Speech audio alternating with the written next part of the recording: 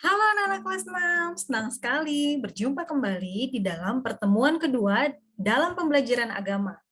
Hari ini kita akan sama-sama membahas mengenai topik Paulus, yaitu taat dan percaya.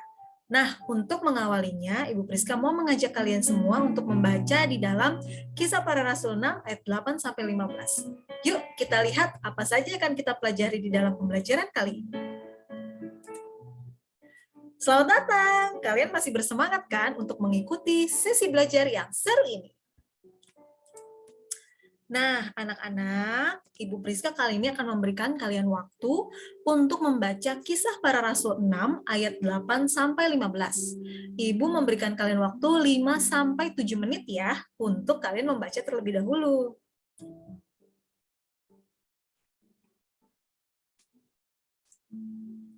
Nah, setelah kalian membaca, Ibu akan menjelaskan terlebih dahulu apa yang sudah kalian pelajari ya, yaitu di dalam Kisah Para Rasul 6 ayat 8-15. Kalau kalian ingat kembali apa yang dikatakan di dalam ayatnya yang ke-8, Ibu mau memberikan informasi bahwa kalian pasti menemukan ada seorang bernama Stefanus.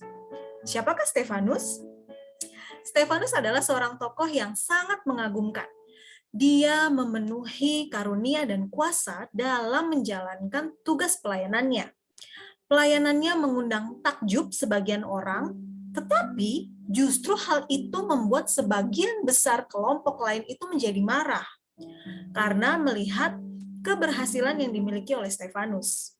Nah, di ayat yang ke-9 dan yang ke-10, di situ terjadi perdebatan teologi yang begitu sengit antara Stefanus dan orang-orang Yahudi.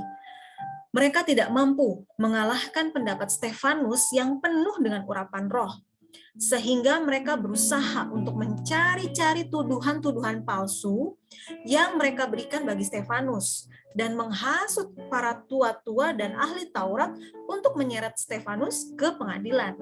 Semua mereka lakukan karena ketidaksukaan mereka terhadap Stefanus. Nah, di ayatnya yang ke-11 dan ke-12, Stefanus pada akhirnya dibawa ke hadapan Mahkamah Agama. Lalu di ayatnya yang ke-13 sampai 15, mereka memajukan saksi-saksi palsu untuk menjatuhkan Stefanus. Mereka memberikan tuduhan-tuduhan palsu. Tetapi yang harus kalian perhatikan adalah Stefanus sama sekali tidak marah. Justru mukanya seperti seorang malaikat. Unik ya anak-anak? Ketika sudah difitnah begitu rupa, Stefanus sama sekali tidak melontarkan kata makian ataupun hinaan kepada orang yang sudah memberikan fitnah kepada Stefanus. Nah, hal apa sih yang bisa kita pelajari hari ini? Yang pertama, Stefanus adalah tokoh yang memberitakan tentang Yesus sebagai Tuhan dan Juru Selamat. Tapi orang Farisi dan ahli Taurat tidak percaya akan apa yang diberitakan oleh Stefanus.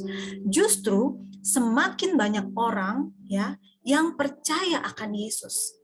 Ini yang membuat orang Farisi dan ahli-ahli Taurat semakin jengkel dan marah kepada Stefanus.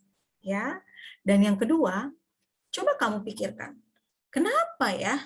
Kok orang Farisi dan ahli Taurat tidak percaya kepada Yesus?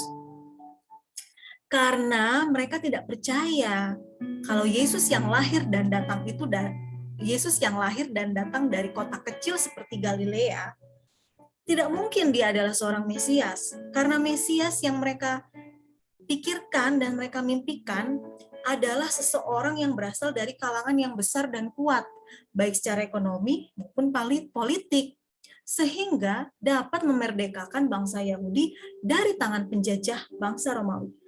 Jadi yang mereka pikirkan, seorang Mesias adalah seorang raja. Jadi tidak mungkin datang dari kota kecil seperti Yesus, yaitu di Galilea. Itu yang mereka pikirkan. Nah, anak-anak, ketika mereka mendengar seorang tokoh bernama Stefanus yang terus-menerus memberitakan tentang Yesus, hal itu sangat membuat mereka marah. Mereka mencari cara untuk bagaimana caranya menyingkirkan orang yang bernama Stefanus ini. Karena Stefanus ini semakin giat dalam memberitakan tentang Injil. Sehingga banyak orang yang semakin percaya kepada Yesus, dan ini membuat orang-orang Farisi menjadi marah. Tapi saat Stefanus dibawa ke hadapan mahkamah agama, dia bersikap tenang dan diam. Bahkan wajahnya seperti malaikat.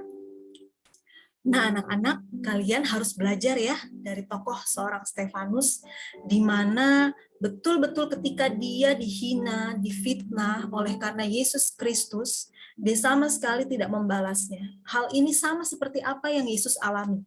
Ketika ia dicaci maki, dihina, ia sama sekali tidak mengalami perlawanan. Ya, kita memang adalah seorang manusia berdosa. Tetapi ketika Allah sudah memperlengkapi kita dengan kekuatan daripada Roh Kudus, maka Ia akan memampukan kita untuk bisa melakukan apa yang menjadi kehendak-Nya. Nah, anak-anak, sebelum kalian mengerjakan latihan mandiri pada kali ini, yang perlu kalian ingat di dalam pembelajaran hari ini adalah kita belajar seorang tokoh yang bernama Stefanus, yang merupakan tokoh martir pertama, di mana ia berani mati bagi Kristus. Karena pada akhirnya kalau kamu baca di Kisah Para Rasul ayatnya yang selanjutnya setelah pasalnya yang ke-8, di situ Stefanus mati dilempari oleh batu.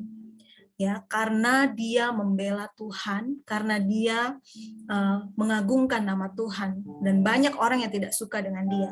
Tapi dia sama sekali tidak mengalami perlawanan, dia tidak melakukan perlawanan apapun.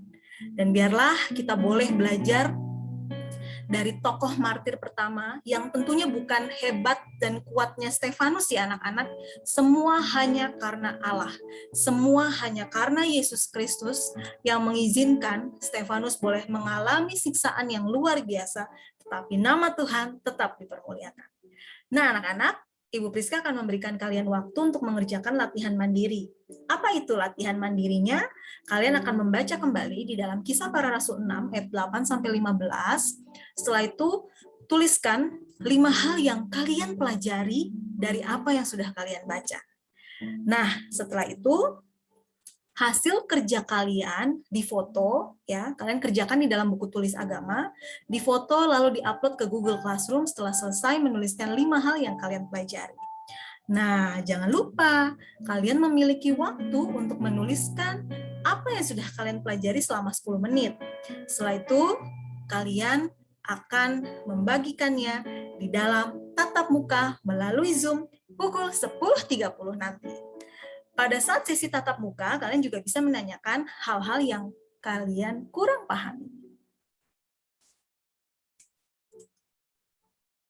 Oke anak-anak, sekian dulu pembelajaran kita pada kali ini. Semoga kalian terberkati dan semakin memahami akan keagungan Tuhan kita, Yesus Kristus. Jangan lupa kita akan melakukan tatap muka melalui Zoom hari ini di pukul 10.30. Jangan lupa ya anak-anak, Ibu Priska tunggu loh. Bye-bye, Tuhan Yesus memberkati.